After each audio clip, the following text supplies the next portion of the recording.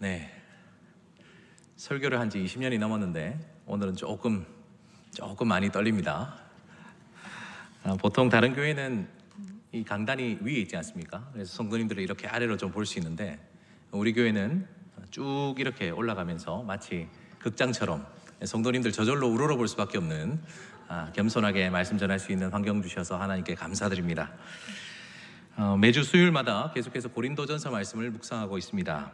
오늘 우리가 읽은 말씀은 고린도전서 8장인데요. 8장이 여러 내용이 있지만 8장의 핵심은 고린도 교회가 당면한 여러 문제들 중에서 지식이 주는 교만을 주의하라는 것이 핵심입니다. 무엇을 주의하라고요? 지식이 주는 교만을 주의하라. 오늘 본문 1절 중반에 보시면 지식은 교만하게 한다 그랬습니다. 지식은 교만하게 하며, 교만은 많은 부작용을 낳는데 그 중에 오늘 특별히 본문에서는 교만은 교회의 덕을 해치고 교회를 깨지게 한다라고 말하고 있습니다. 사도 바울이 고린도전서를 쓸 당시에 에베소에 있는 지역에서 사역을 했었는데 그 에베소에 있는 교회에 보낸 편지, 여러분 잘 알고 계신 에베소서입니다. 에베소서에서도 오늘 우리가 읽진 않았지만 교만이 얼마나 심각한 문제인지에 대해서 잘 지적하고 있습니다. 에베소서 4장 2절 말씀을 보시면 성령이 하나 되게 하신 것을 힘써 지키라 라고 말씀하시면서 제일 먼저 겸손해야 된다, 모든 겸손으로서 라고 이렇게 겸손이 제일 중요하다라고 말씀하고 있습니다. 그렇습니다. 교회는 겸손한 사람들을 통해서 하나 되고 반대로 교만한 사람들 때문에 교회가 깨어진다는 것을 우리는 잘 알고 있습니다. 사랑하시는 구미남교회 성도 여러분, 여러분 모두는 우리가 각자가 속해 있는 목장이 하나 되고 또 초원이 하나 되고 평원이 하나 되고 우리 구미남교회가 하나 되어서 하나님의 기쁨이 되게 하실 줄, 그것을 기대하시는 줄 믿습니다. 이 시간 마음을 열어주시고 사도 바울을 통해서 우리가 그럼 어떻게 하면 겸손한 성도가 되어서 이 하나 되게 하신 교회를 힘써 지킬 수 있을까? 세 가지 핵심적인 내용을 바라보고 우리가 교회의 하나 되게 하심이라는 이 하늘의 신령한 복을 누리기를 주님의 이름으로 축원합니다. 첫째로, 그렇다면 우리는 어떻게 겸손한 성도로 교회를 하나 되게 할 수 있을까? 그것은 바로 먼저 내가 아는 게 별로 없다는 것을 인정해야 됩니다. 한번 따라합시다. 내가 아는 게 별로 없음을 인정해야 한다. 오늘 말씀 2절 보시면 누구든지 무엇을 아는 줄로 생각하면 마땅히 아직 알 것을 알지 못한다라고 말씀하고 있습니다. 여러분, 우리는 종종 우리가 가진 지식이 대단한 것처럼 그렇게 생각할 때가 있죠. 하지만 우리 중에는 우리보다 훨씬 뛰어난 지식을 가지고 있는 사람들이 있습니다. 나보다 훨씬 지식이 뛰어난 사람을 만나게 되거나 혹은 확인해 보니까 내가 가진 지식이 부정확했다, 틀렸다라는 것을 아는 순간 우리는 얼마나 부끄럽습니까? 우리 교회도 교수님들이 많이 계시는 걸로 알고 있는데요. 한간에 어떤 교수님께서 자기 자신이 이제 학사, 석사, 박사를 거쳐 교수가 되는 그 과정에서 느낀 것을 글로 써놓은 게 있던데 재미있어서 좀 소개를 드리도록 하겠습니다. 여러분들은 학사, 석사, 박사 교수 중에 누가 제일 교만할 것 같습니까? 답을 잘 알고 계시겠죠? 대학을 막 졸업한 학사들이 제일 교만하다고 그럽니다. 학사 때는 나는 이제 내 분야의 모든 것을 알고 있다라고 착각한다고 그러죠. 그런데 막상 물어보면 어떻습니까? 내가 어디서 듣긴 들었는데 그걸 다른 사람에게 잘 설명하지 못하는 단계가 바로 이 학사 단계라고 합니다. 석사가 되면요, 공부를 좀 해보니까 내가 모르는 것이 좀 있구나 하는 것을 깨닫게 되는 단계라고 합니다. 그래서 이제 겨우 내가 모르는 것이 무엇이다 라는 것을 알게 되는 단계가 석사 단계라 그러고요. 박사가 되면 생각보다 내가 모르는 게 참 많구나 라는 것을 깨닫게 된다 그럽니다. 그런데 중요한 것은 나만 모르는 게 아니라 사람들도 다 모르는구나 하는 것을 깨닫게 되는 단계가 바로 박사 단계라 그러죠. 마지막 교수 단계는 어떻습니까? 사실 나는 아무것도 모르는데 내가 이야기하니까 학생들이 다 믿더라 하는 겁니다. 그래서 어차피 모르는 거 끝까지 우겨봐야겠다라고 말하는 단계가 이 교수 단계라 그러죠. 제가 앞에서 보니까 교수님이신지 모르겠는데 누가 또 이렇게 끄덕끄덕 하시는 거 보니까 공감하시는 것 같습니다. 벼는 익을수록 고개를 숙인다 그러죠. 그렇습니다. 우리는 공부하면 공부할수록, 배우면 배울수록 우리가 참 아는 게 없구나 하는 것을 절감할 때가 있습니다. 여러분, 사실 그렇지 않습니까? 미국에 오래 사신 분보다 미국에 딱 2주, 한 3주 여행 갔다 오신 분이 확신에 차서 미쿡이란 이러면서 막 열심을 내어 이렇게 설명하시는 모습 우리는 많이 볼 수 있죠. 빈 깡통이 요란하다 그러지 않습니까? 우리 교회에서도 목장에서도 보면 교만하게 목소리를 막 높이는 분들이 있어요. 그런 분들도 저마다 각자 가진 지식에 근거해서 자기 경험에 근거해서 소리를 높이시는 거겠죠. 문제는 종종 그 사람들이 자기가 마치 제일 잘 아는 사람이라고 착각하는 것이죠. 성도들의 기질상 많은 분들이 앞에 나서서 이야기를 잘 하지 않습니다. 그저 뒤에서 보고 계시는 거죠. 그런데 앞에서 교만하게 자기가 가지고 있는 이 미천한 지식을 가지고 뽐내는 사람들 보면 속으로 아이고야 하면서 그 사람들 참 안타깝게 보시는 분이 얼마나 많은지 아십니까? 우린 잊지 말아야 됩니다. 교회에는 숨은 고수분들이 많습니다. 우리 옆자리에 계신 분들도 알고 보면 제야의 고수신 걸 우리는 잊지 말아야 될 것입니다. 자기 전문 분야를 할지라도 말을 겸손하게 해야 됩니다. 내가 아는 것이 별로 없다라고 생각하시고 우리가 겸손할 때 공동체가, 우리 교회가 하나됨을 힘써 지킬 줄 믿습니다. 저는 설교를 매번 할 때마다 이렇게 워드 프로세서에 타이핑을 하고 그것을 파일로 저장을 해둡니다. 그래서 설교 본문별로 쭉 이렇게 제가 사역한 이후로 그 파일들을 다 모아두는데요. 오늘 제가 이렇게 오니까 설교 본문을 제 마음대로 정할 수 없다고 합니다. 수요일은 고린도전서 8장을 해야 된답니다. 그래서 예전에 고린도전서 8장 설교한 내용이 있나 싶어서 그 파일을 찾아봤습니다. 그랬더니 저 옛날에 제가 전도사 때 이 본문을 가지고 설교를 했었더라고요. 잘 됐다. 여기다가 살을 붙여서 오늘 설교를 하면 되겠다 싶어서 참 오랜만에 제가 전도사 때 했던 그 설교 파일을 열어봤습니다. 그런데 얼굴이 화끈거리더라고요. 그 파일이 2003년도, 그러니까 지금으로부터 약 19년 전에, 20년 전에 제가 전도사 때 했던 설교였습니다. 그야말로 엉망진창이었습니다. 참 말도 앞뒤도 안 맞고요. 성경주에도 참 빈약하고 사용한 예화도 참 어찌 그렇게 말이 안 맞는지 설교를 진행하는 방식도 서툴기 짝이 없었습니다. 제가 20년 전에 이런 형편없는 설교를 했음에도 불구하고 참아주신 성도들에게 갑자기 미안한 마음이 들었습니다. 절로 회개하는 기도가 터져나오기 시작했습니다. 그런 설교를 듣고도 아이고 우리 전도사님, 우리 강진실 전도사님 설교 참 잘하신다고 칭찬해 주신 분들이 진짜 고수시구나. 참 그분들이 고맙고 민망하기 이를 데 없었습니다. 그땐 제가 신학생 시절이라 나름 제가 말씀의 전문가라고 생각하고 얼마나 담대하게, 얼마나 교만하게 설교했는지 모릅니다. 참 부끄러운 시절이었죠. 사랑하시는 성도 여러분, 우리는 조금만 시간이 지나도 우리가 가진 지식과 경험이 얼마나 부족한 것인지 깨닫게 됩니다. 부디 내가 가진 지식이 일천하다는 것을 꼭 기억하시고 늘 겸손하게 내가 아는 것이 별로 없구나 하는 마음으로 살아가시면 우리 숨어있는 제아의 고수들로부터 비웃음 당하지 않으시고 우리 교회가 하나 될 줄 믿습니다. 두 번째로, 우리는 어떻게 겸손한 성도로서 교회 하나됨을 지키며 살아갈 수 있을까요? 그것은 우리가 자유를 누리기 전에 주위를 돌아볼 수 있어야 됩니다. 한번 따라합시다. 자유를 누리기 전에 주위를 돌아볼 수 있어야 된다. 바른 지식은 성도를 자유하게 합니다. 그렇죠? 연세대학교 교훈으로도 유명한 성경 말씀이 있습니다. 요한복음 8장 32절, 진리를 알지니 진리가 너희를 자유토록 하리라 라는 말씀이죠. 오늘 본문에도 보면 바른 지식을 가지고 자유함을 누리고 있는 고린도 교인들이 설명되어 있습니다. 4절 말씀 보시면 신전에 바쳐진 우상제물, 그 우상제물을 먹는 일에 대한 바른 지식이 소개되고 있습니다. 사실 이 우상이라는 것은 사람이 만든 허상이지 않습니까? 그래서 사실 이 우상이라는 것은 아무것도 아닙니다. 오직 하나님은 유일하신 우리 여호와 하나님밖에 없죠. 따라서 신전에 바쳐진, 이 제사에 바쳐진 우상에게 바쳐진 제물이라 할지라도 이것은 하나님이 주신 선물이다 생각하고 감사함으로 먹으면 아무 문제가 없다, 버릴 것이 없다, 괜찮다, 이것이 바른 지식입니다. 문제는 근데 7절 말씀 보시면 그 지식을 모든 성도님들이 다 가지고 있는 것이 아니라는 것이죠. 적지 않은 사람들이 이 우상의 제물, 이 신전에게 바쳐진 제물을 먹을 때 찝찝함을 느낀다는 겁니다. 그 행위로 인해서 사람들의 양심이 약해지기도 하고 때로는 더러워지기도 한다는 것이죠.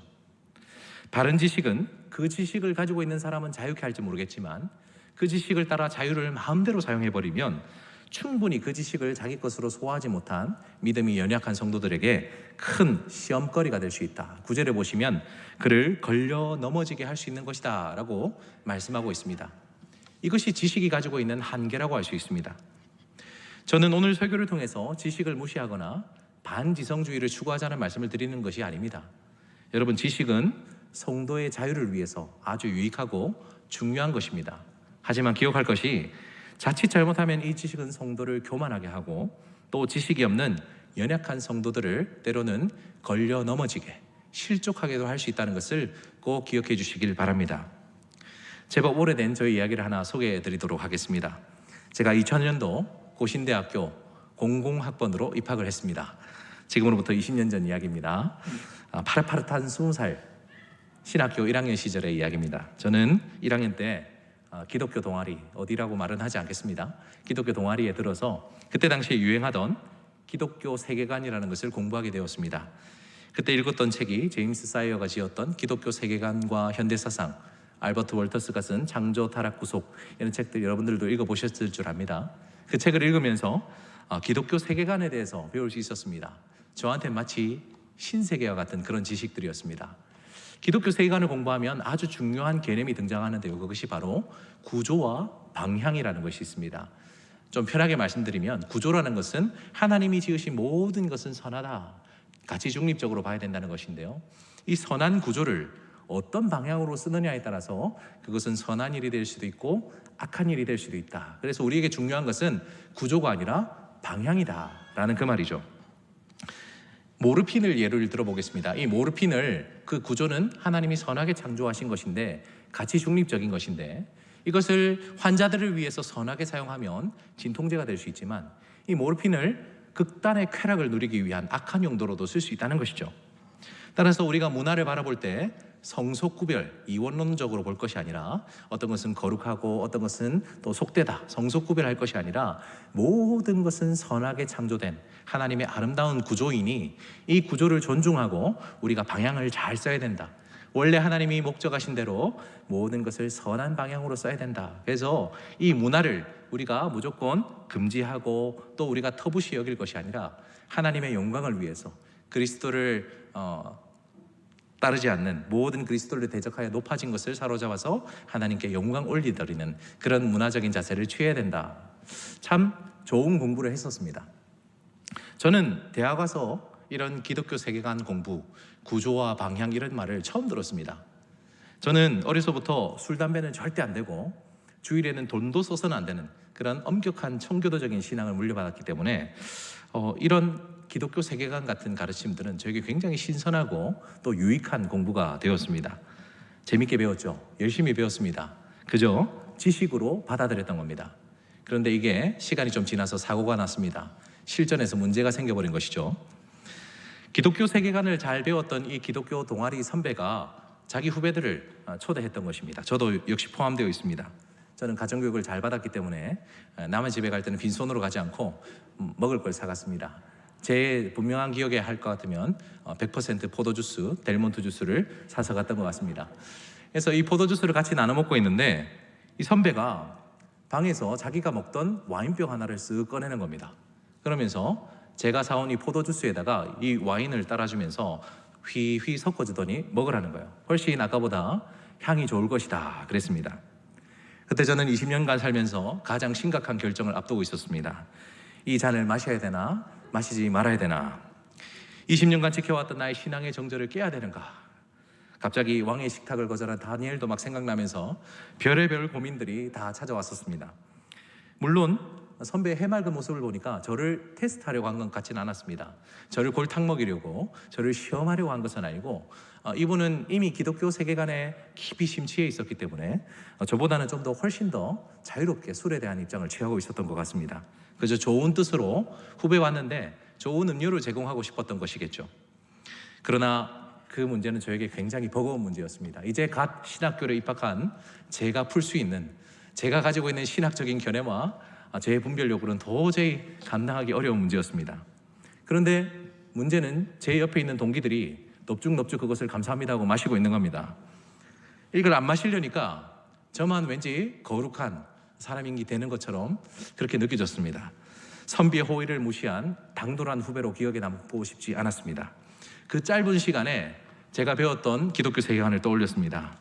구조와 방향 이러면서 이 술은 하나님이 만드신 선한 구조인데 어떤 방향으로 쓰는 것이 하나님께 영광이 될까? 근데 제 마음속에 갈등이 끊어지지 않았습니다. 근데 이게 맞나? 나 고신인데 이거 마시면 큰일 나는데 싶어가지고 정말 고민이 많이 되더라고요. 성도 여러분, 제가 어떻게 했을까요? 제가 선배가 주는 포도주 섞은 그 와인 섞은 주스를 마셨을까요? 마시지 않았을까요? 궁금하시죠? 궁금하시면 나중에 살짝 저한테 오셔서 커피 한 잔 사주시면 제가 살짝 알려드리도록 하겠습니다. 사랑하시는 성도 여러분, 우리가 바른 성경적인 지식을 가지고 우리가 자유함을 얻는 것은 중요한 일이지만 문제는 그 지식을 온전히 익히는 데는 시간이 많이 걸립니다. 많은 경험을 하고 시행착오를 많이 해야만 그게 진짜 자기 것이 되는 거예요. 그래서 이 지식을 따라 새로운 것을 배우는 데서 그치지 않고 그 지식을 따라 사는 데는 상당한 시차가 걸린다는 것을 꼭 기억해 주시기 바랍니다. 설령 내가 가진 지식이 아무리 성경적이고 바른 지식이라 할지라도 내가 속해 있는 이 목장 안에는, 내가 속해 있는 이 교회 안에는 그 지식을 아직 갖추지 못한 분들이 상당히 많다는 것을 기억해야 됩니다. 그리고 지식이 있다 할지라도 저처럼 충분히 소화가 안 되어서 괴로워하는 분들이 있다는 것도 기억해 주십시오. 따라서 우리는 우리의 자유를 누리기 전에 주위를 충분히 배려심을 갖고 돌아볼 수 있어야 됩니다. 혹시 내가 가진 이 지식이 그리고 자유가 오랫동안 신앙을 지켜오신 분들의 이 마음을 흔들어 놓는 것은 아닌지, 70년이 넘는 이 고신의 역사와 아름다운 전통을 회방하는 것은 아닌지 우리가 겸손한 마음으로 그것들을 잘 살펴보고 형제를 실족하지 않게 하는 것이 중요합니다. 내가 어디서 책 몇 권 읽었다고 함부로 떠들어대서는 안 될 것입니다. 유튜브에서 뭔가 새로운 지식을 얻었다고, 어디서 뭘 좀 배웠다고 그 지식이 없는 사람들을 속으로 무시하며 아이고 저 사람들은 참 무식하다라고 판단하며 내 자유를 마음껏 누리는 자세는 하나님이 결코 기뻐하지 않는 자세이십니다. 오늘 말씀을 놓고 우리는 어떻게 겸손한 성도가 돼서 교회가 하나 될 수 있을까를 살펴보고 있습니다. 첫 번째는 내가 아는 게 별로 없음을 잊지 말아야 된다는 것이었고, 두 번째는 내가 자유를 누리기 전에 주위를 돌아볼 수 있어야 된다는 것이었습니다. 마지막 제가 세 번째로 드리고자 하는 말씀은 제일 중요한 가치는 형제 사랑임을 기억해야 된다는 것이죠. 한번 따라합시다. 제일 중요한 가치는 형제 사랑임을 기억해야 한다. 사도 바울이 고린도 교회에게 주려고 했던 제일 중요한 가치가 무엇입니까? 그것은 지식도 아니고 자유도 아니고 바로 사랑이었습니다. 사랑, 형제 사랑이 제일 중요한 가치라는 것이죠. 오늘 본문 1절 하반절 보시면 지식은 교만하게 하며 사랑은 덕을 세운다 라고 말씀하셨습니다. 사랑이 가장 중요한 가치인 이유는 교회의 덕을 세우기 때문이죠. 내가 좀 바른 성경적인 지식을 가지고 있다고 해서 그 지식을 뽐내며 내가 마음대로 자유롭게 신앙의 결단을 하고 사람들을, 그 믿음이 연약한 사람들을 배려하지 않은 채 내 마음대로 행동하면 어떻게 되겠습니까? 그것은 결코 하나님 앞에 내세울 만한 멋진 모습이 되지 않는다고 오늘 분명히 말씀하고 있습니다. 8절 말씀 보시면 음식은 우리를 하나님 앞에 내세우지 못한다라고 말씀하셨습니다. 그 음식 그게 뭐라고, 그거 못 먹는다고 해서 내가 못 사는 것도 아니고 내가 자유함으로 그것을 먹는다고 해서 내가 더 잘 사는 것도 아니다라고 말씀하셨습니다. 우리는 종종 설교를 들으면서 새로운 것을 배울 때 또는 삶 공부를 하면서 뭔가 새로운 지식을 배우게 될 때 내가 그것을 내 삶에 적용하면서 남들과는 좀 다른 특별한 선택을 하며 살아갈 때 내가 좀 더 괜찮은 그리스도인이다, 내가 좀 더 성숙한 신앙인이다라고 뿌듯해할 때가 있습니다. 하지만 결코 그렇지 않습니다. 하나님은 우리가 좀 세련되게 신전에서 바친 고기를 자유함으로 쓱쓱 썰어 먹는 것보다 더 중요한 가치가 있다고 말씀하십니다. 그것은 오늘 9절에 있는 말씀처럼 믿음이 약한 자, 그들이 다치지 않는 것이 하나님이 생각하시는 더 중요한 가치입니다. 11절에 있는 말씀처럼 믿음이 약한 자, 그가 망하지 않는 것이 하나님이 더 중요하게 생각하시는 가치라는 것이죠. 왜냐하면 그들은 우리 주님께서 보혈로 값주어 사신 소중한 사람들이기 때문에 그렇습니다. 12절에 형제의 약한 양심을 우리의 자유로 말미암아 상하게 한다면 그것은 죄다라고 말씀하셨습니다. 그리스도에게 죄를 짓는 것이다 라고 말이죠. 결론적으로 사도 바울은 자기 자신의 본을 이렇게 보여주셨습니다. 마지막 13절 말씀 보시면 만일 음식이 내 형제를 실족하게 한다면 나는 영원히 고기를 먹지 않으며 내 형제를 실족하지 않게 하리라 라고 말씀하십니다. 사랑하시는 성도 여러분, 우리가 추구해야 될 제일 중요한 가치는 형제 사랑입니다. 연약한 형제가 실족하지 않기 위해서 내가 마땅히 누릴 수 있는 이 자유를 내가 희생하고 제한하는 것은 하나님 앞에서 정말 아름다운 선택인 줄 믿으시기 바랍니다. 우리의 삶의 기준은 나의 자유와 나의 행복과 나의 보람과 나의 성숙이 아니라 주님께서 몸주어 사신, 주님께서 피값 주어 사신 이 소중한 형제들, 이 연약한 형제들이 그들이 마음을 다치지 않고 그들을 사랑으로 섬기는데 우리가 바울을 닮아서 그 삶의 가치를 따라갈 수 있는 저와 여러분이 될 때 우리는 한층 더 겸손한 성도가 되어서 성령께서 하나 되게 하신 우리 목장을, 우리 교회를 하나 되게 하실 줄 믿습니다. 부디 오늘 전한 말씀을 따라 날마다 겸손하여져서 성령께서 하나 되게 하신 우리 구미남교회를 더욱 힘써 하나 되게 지키는 저와 여러분 되기를 우리 주님의 이름으로 축원합니다. 기도하겠습니다. 자비로우신 하나님, 오늘 겸손한 성도 하나 되는 교회라는 제목으로 말씀을 전했습니다. 성령께서 하나 되게 하신 교회를 힘써 지키라는 말씀을 따라 무엇보다 겸손한 성도가 되기를 다짐하는 복된 이 밤이 되게 하여 주시옵소서. 이를 위해 먼저 내가 아는 것이 별로 없음을 솔직하게 인정하게 하시고 아무리 내 전문 분야라 할지라도 늘 겸손한 언행하게 하시고 절제가 있게 하여 주시옵소서. 진리가 우리를 자유케 하지만 그 자유를 마음껏 누리기 전에 주의를 배려심을 가지고 돌아볼 수 있는 겸손한 마음 또한 허락하여 주시옵소서. 우리가 추구해야 될 제일 중요한 가치는 무엇보다 형제 사랑임을 기억하고 모든 일을 판단하고 결정할 때 이것이 형제 사랑에 도움이 되는지 아닌지 잘 헤아리고 지혜롭게 결정할 수 있도록 도와 주시옵소서. 오늘 말씀을 통해 우리를 더욱 겸손한 성도로 새롭게 하실 줄 믿고 이 모든 말씀 우리를 하나 되게 하신 예수 그리스도 이름으로 기도드리옵나이다. 아멘.